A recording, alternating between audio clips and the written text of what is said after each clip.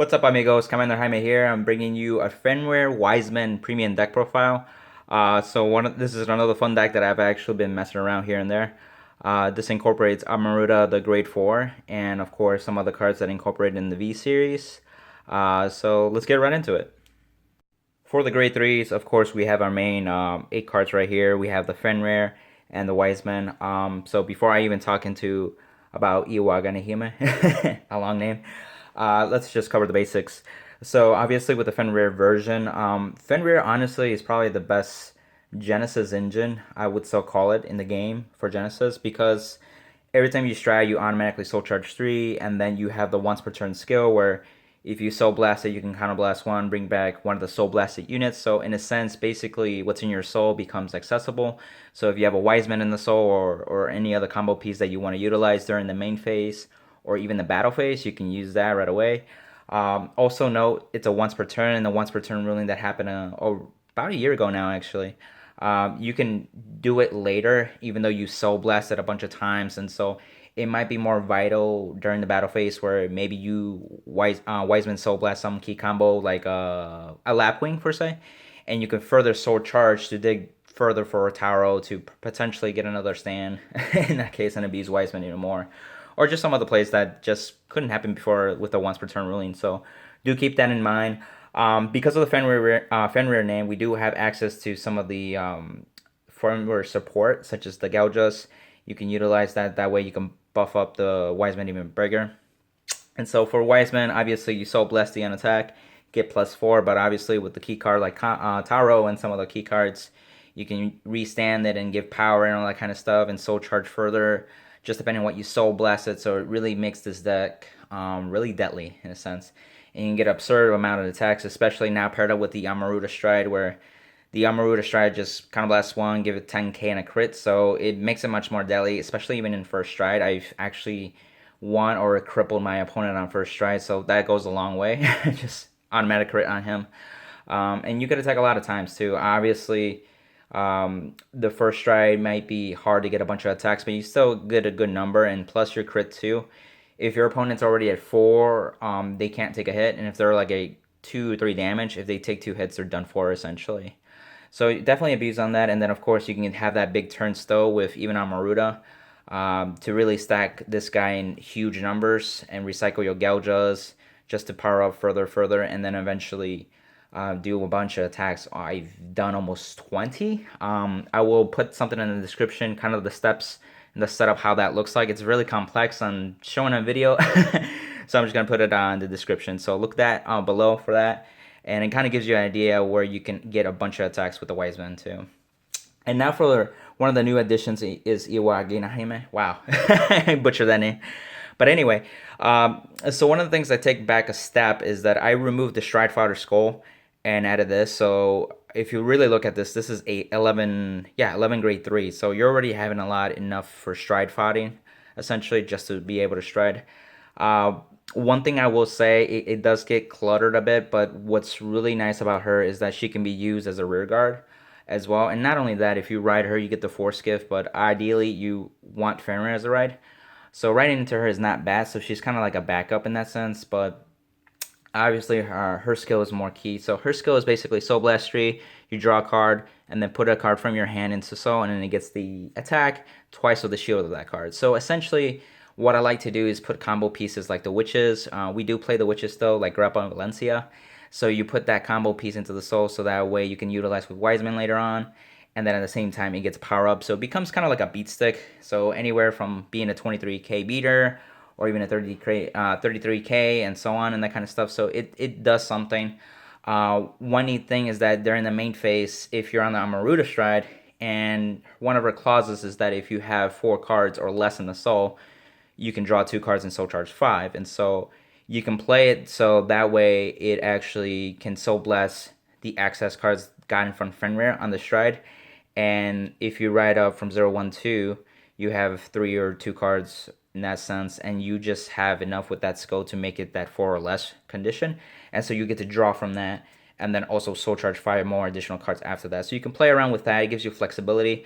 Again, you can Soul Blast during the main phase, so you can call units during the main phase. Like if you need a Wiseman, you don't have it in hand, you can call it from the soul using Fenrir's Counterblast skill. So you're set up for that turn. It helps with that play. And pretty much that. And then also in the final big turn where normally you would have the grade 4 Fenrir Stride, where you're counterblasting and soul blasting the power in there, but you're no longer soul blasting in the sense. So you're able to recycle your Tahros to further use Geljas to further power up Wiseman. And so because you will be on the Amaruda stride, it doesn't soul blast on will as an act. You just use the skill once just to give power and crit to Wiseman. So she kind of basically fills that role as well. And so it's like a pseudo Fenrir turn in that sense, helping that out and still using Amaruda to give the crit on that. So you can get absurd number of attacks and also absurd power up, and that's how you're still able to get almost 20 attacks in this turn. But anyway, let's just get to the grade 2s. For the grade 2s, the main combo pieces are Greppa and Lapwing. So Greppa is a really good ride target. That way you Soul Blast his Soul Charge too when you actually need it. So it's a good way to put it in Soul. Just simply ride it. If she's in the drop zone, you can use one of the Tree Guards to actually put it back into Soul. So you're reusing that cycle essentially. And it's very important that way. That way Wiseman can keep on attacking and eventually finish your opponent. Lapwing, if for those who don't know, it's a GB card, and then you kind of blast one place, and then you can Soul Charge up to, Soul Charge up to 3 cards, and then if you have a copy of it in the Soul, then you can draw a card and counter charge. So at that example, you would refund the counter blast that you just used from him, and you draw a card. So before you can do this on the main phase, you can actually draw a card if you would call it from the soul via Fenrir skill. So in a way, you can +1 into hand that way as well, and then you get a rear guard on the field on top of that. Also, if you soul charge the copy and you didn't have the copy in the soul, you could still get the draw and the counter charge because it's now in the soul. What's really nice now with the once per turn ruling being fixed, or not fixed, but improved, with Fenrir scale, when you're like soul blasting for Wiseman, and eventually you'll run out of witches and Tahros to loop that anymore, right? You can only loop so many times with only so number of Tahros and so many number of witches if you're at the point where you're basically relooping the deck soul essentially. But this guy, now you can just call him during the battle phase. You soul blast a Tahro and you soul blast this guy in another card. You can call it via Fenrir skill, use the skill, actually soul charge 3 more, so it gives you a greater chance to maybe get that 4th Tahro that you needed, or maybe that 3rd Tahro if you needed to go extra. Just basically giving you a chance to actually go further. And then if you do have a copy, you can draw a card. But if you're short on deck size, you can Soul Blast the 2nd Lapwing, so you don't have to draw from that, because from reading the card, it seems like a mandatory draw. So you can Soul Blast 2 Lapwings and 1 Tahro, and you avoid that, that draw. But anyway, very valuable card. I still appreciate the value that he brings. Yes, he's an 8K, but he could be fruitful in those matches where you can deny counterblast as well. You just call another rear guard, attack with him. If you get a trigger, put it on the other rear guard, and you're good to go on denying damage. So that provides some value. And so really the other room that I have is a grade 2. I'm playing 11 because I had to play the grade 1s and the grade 3s, kind of playing that around. So I decided to reduce to 11 cards, and so basically the grade 2 that I decided to go with is Kotonoha. She can be kind of like a pseudo beater as well, because every card you soul charge from the deck or from the hand, you get +1.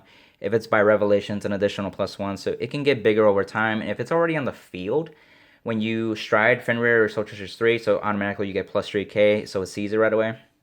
So that's beneficial. And so it can be a helpful beater alongside with a Wiseman, just to kind of make that turn even better as well.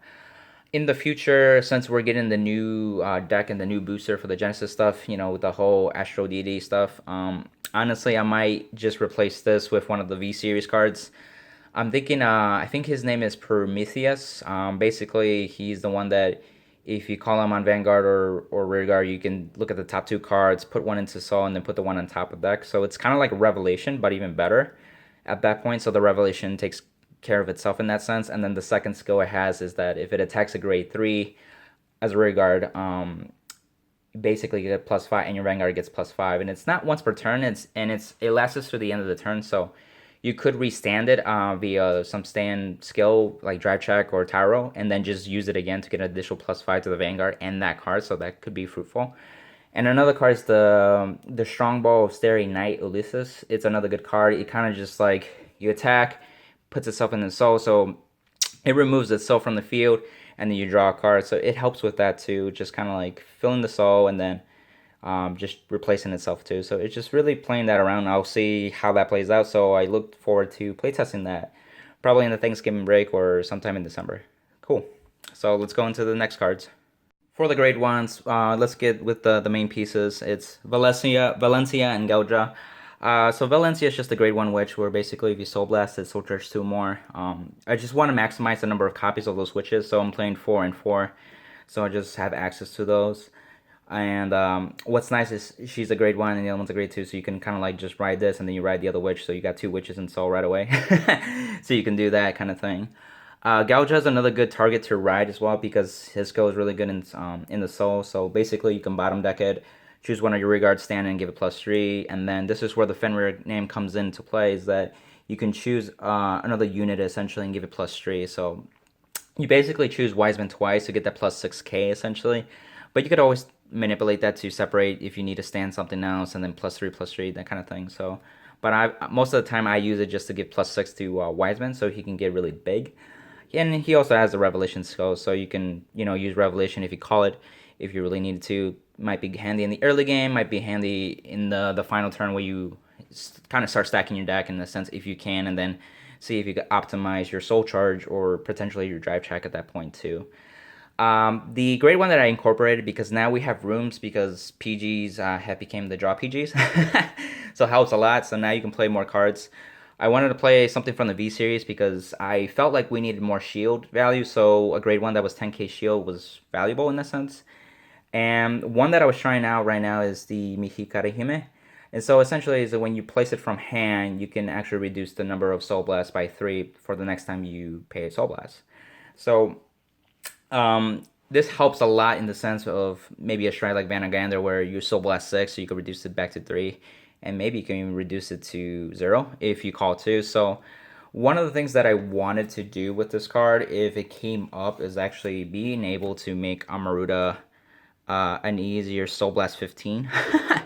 Because that skill at the end of the battle, Soul Blast 15, you restand one of your rearguards and then your opponent cannot call Sentinels for the rest of the turn.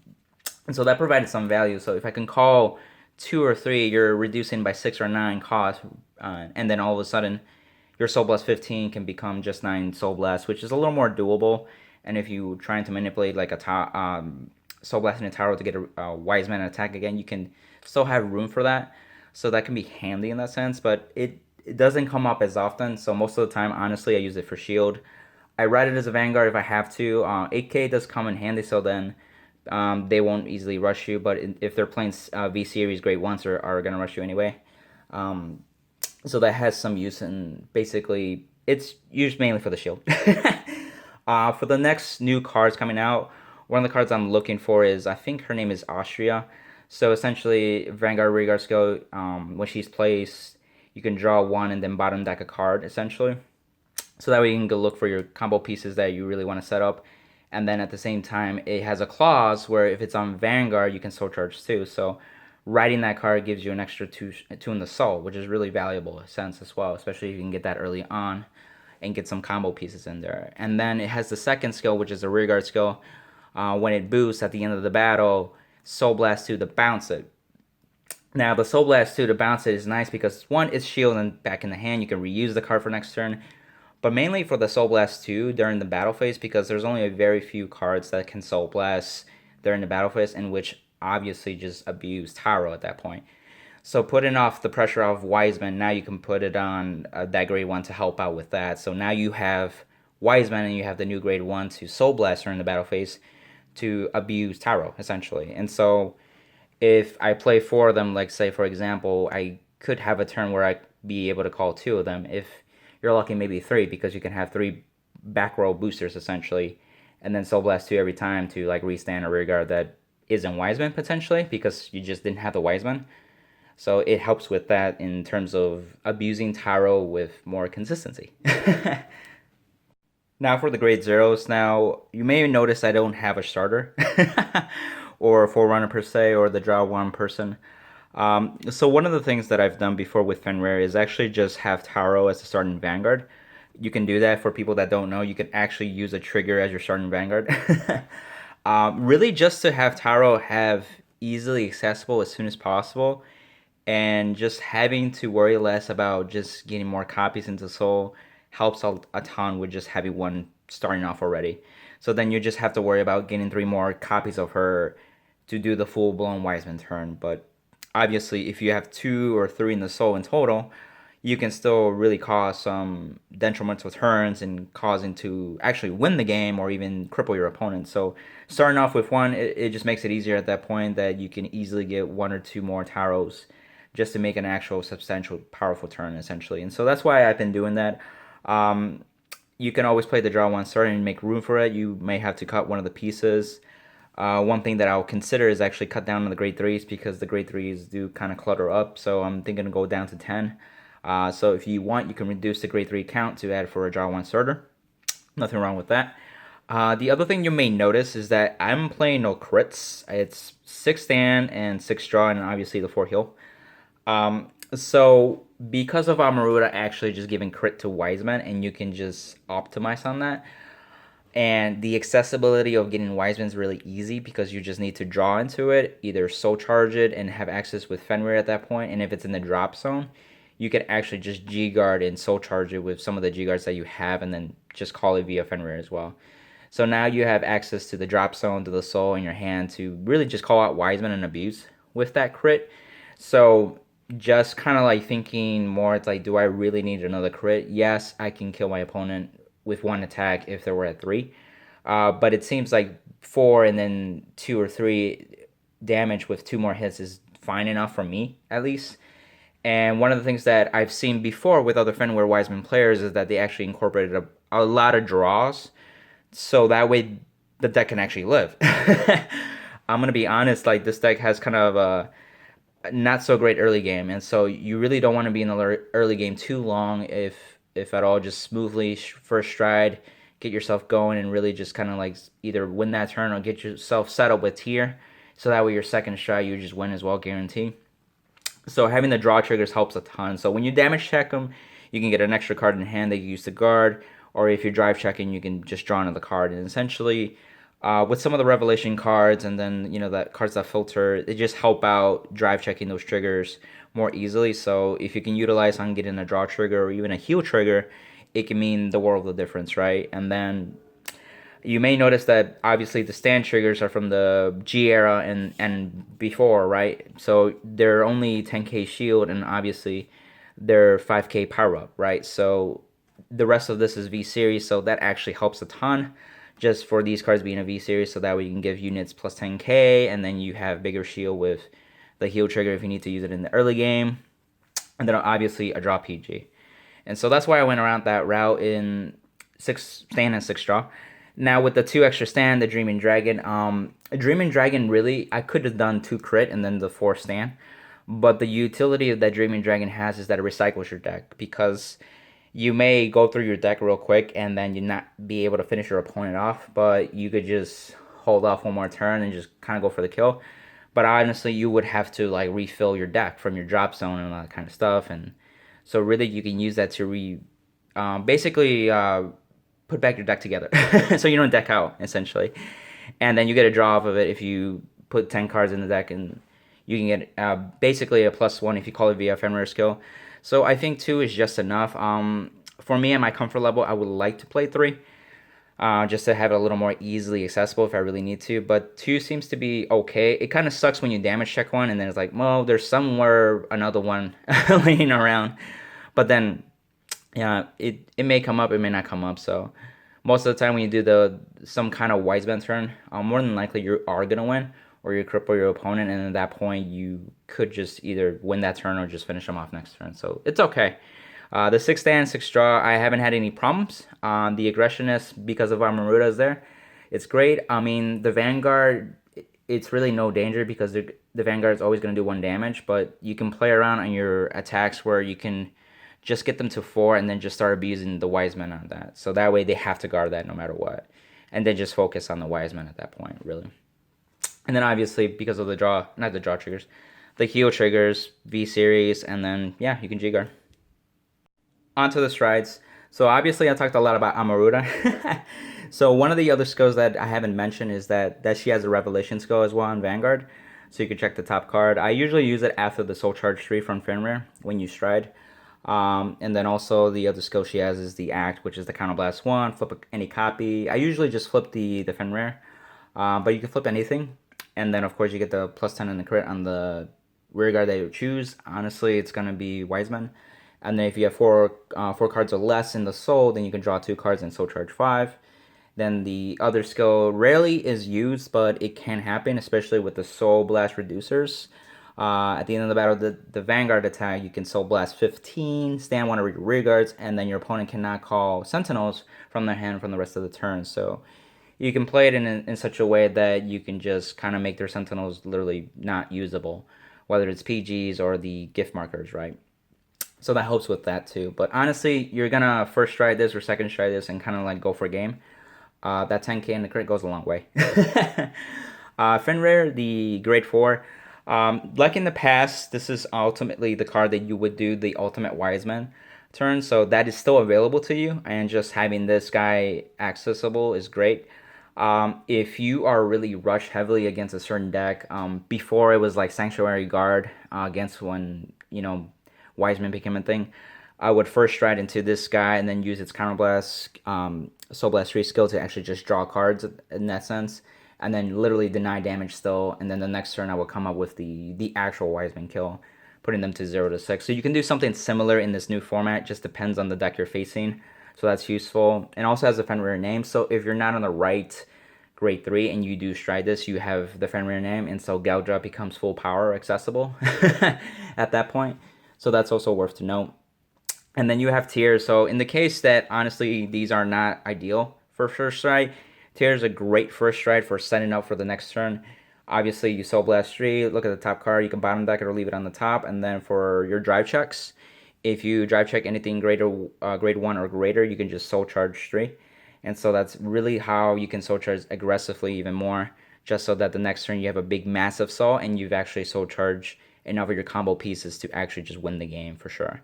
So tier is still valuable. I play a second one. Again, if you end up using a Dreaming Dragon to recycle your deck, you can go into tier again, just kind of like refilter or re-add up to your soul if you ended up using it. Let's say you use some combo piece and now you need to refill your deck and your soul. So the second tier can come in handy in that sense. Does it come up often? Probably not, but it can come up and it has come up for me. So that's why I still play the second one. Some of the other options, these are debatable to be honest. Iwanagahime is very less used, but it's the Soul Blast 6, GB2, check the top 4, bottom deck them, or leave them on top in any order, and you're stacking your drive check. That's really what that is. And it's after, they guarded a certain number, so if they didn't PG and they guarded for maybe a 2 to pass or something, you manipulate your drive check and be like, well, 2 to pass, and I break it, so you can do that. It puts your opponent on point. Most of the time they end up PG in it, so then you stack all your triggers on the rear guards, essentially. You got Athena, the GB8. This hasn't really come up recently with the new changes, so honestly, you could probably change this for the ultimate stride. That's probably more applicable, and then you can abuse trigger stacking too, and then give Wiseman some power up with the V triggers at that point. So that's still useful. So you can change this out for the other one, Ultima. But other than that, it just gives power to your field, and then it gets crit if you Soul Blasted 3 or more cards, and it gets additional power as well. But obviously, you want that more on the rear guard, like Wiseman. Lastly, the G guards, and of course the force markers. So in the chance you do ride the Iwanagahime, however you say her name, you got the force markers to utilize. Again, I play this deck for fun, so I just use these when on demand, really. But ultimately, you end up using maybe 1, maybe 2 at max. You could just have the 3 just in case. So the G guards that are actually relevant, these are all relevant for certain scenarios, but I'll go over with like starting off with Dismal. So Dismal, obviously, you can G guard and you could have any rear guard basically be safe from any more attacks, and usually that's for Wiseman. You can use it for other rear guards that you might just want to keep. Kotonoha is a good example. Maybe a Lapwing. Nah, not really Lapwing, actually. You would just intercept. But just Kotonoha or Wiseman are really big ones that you want to protect.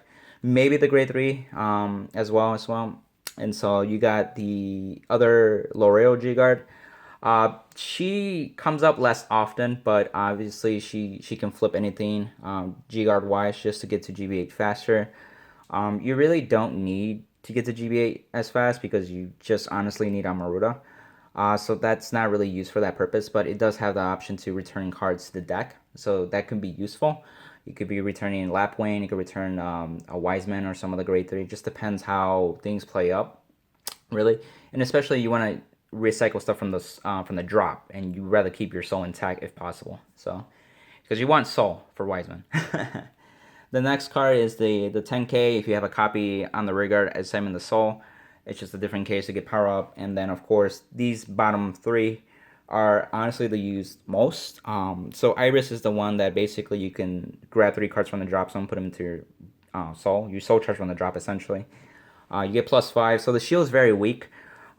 If you want a bigger shield, then you would go with Ear, but they have a different case by case as well. So, for example, Ear will get a +5 and you soul charge 2 cards, right, or even more, and then it will get an additional 10K if you soul charge 4.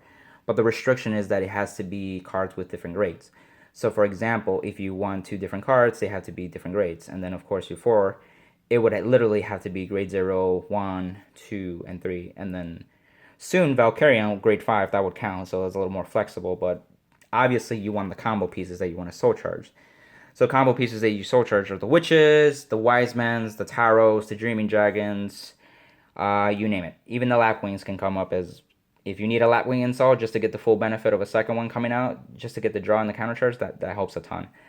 And one thing I'll know with Ear, because you soul charge in every grade, you can literally soul charge 4 combo pieces at once. You can soul charge a Tahro, a Witch, and a Wiseman at that point. Or if you have a bunch of Witches of the same grade or a bunch of Tahros, you can soul charge with Iris. Just gives you more flexibility in what you want to soul charge and ultimately just use next turn. So that's really it. Fenrir Wiseman is still a fun deck for me, just to kind of tinker around with friends and everything. It is deadly, it is viable. You just have to practice against some of the metagame matchups, to be honest, but it can do something for sure. If you can get not the ultimate, but the killer turn on first try, you're in a better place, you're in a better spot. So it can do something, but honestly, I just like the deck, so I thought I'd just keep it updated. And then, like I said before, once the new stuff comes out, like the trial deck and the new booster set, I'm going to add some cards from here into this deck and actually try it out, and then come up with another updated deck profile, and then probably just discover some more interactions, because, you know, even with this new set of cards, I discovered new interactions. Like I mentioned with this grade 3, you can essentially do the Fenrir stride turn the same way. Even with Amaruda, just like I said, you can Soul Blast 3, and then you can recycle the Tahros back into deck, and then just keep abusing the Geljas and recycling back. So that way you can get Wiseman back to like really high numbers as well. And so, for example, recently I got 7 Geljas to go off. So 7 times 6 is 42K, and then on top of this, the 10K. When you attack, it gets additional +4, so it's like 24 plus the 42K, and that brings it up to like 66K, which is a really good number, plus crit, so it's deadly at that point. So you can discover some new interactions, is what I'm saying. So I'm looking forward to the new stuff too, and I'm going to try that out, and then I'm my goal is to give another updated profile for this deck. So give a like, comment down below what you guys think. Maybe some suggestions would be helpful too. Share and subscribe. See you, amigos. Signing out. Bye.